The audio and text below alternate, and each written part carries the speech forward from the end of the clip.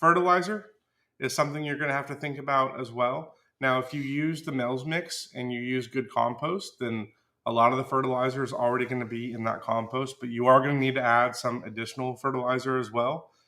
We recommend the Espoma fertilizer. It's really easy to use. We carry it in our app. Um, it's organic, and they have different types that are made for different plants. So they have a tomato tone that's made for tomatoes. It'll also work for peppers. They have an herb one. They have a berry one. They have like an all-purpose one. They have one for flowers, like for blooms, and yeah. So we really like the Espoma products. That's what we recommend if you're going to buy fertilizer. You can also make it yourself. We've done some of that as well, where we've bought things in bulk. I know we came in about blood meal and bone meal.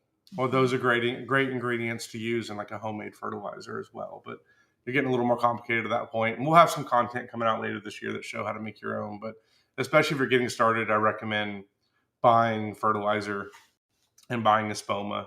If you're going to be making the Mel's mix, then you really don't have to do too much in the way of soil testing and all of that, because you know what's going. You're making your own potting mix. If you are going to be growing in the ground, I do recommend getting a soil test, and then it'll give you instructions. You can get a soil test at there's a county extension office everywhere in the country that will do a soil test for you for like $15. So that's definitely something you should do if you can grow in the ground. But in a container, in a raised bed where you're making your own mix, then make the Mel's mix and use a Espoma, and you're going to be good to go.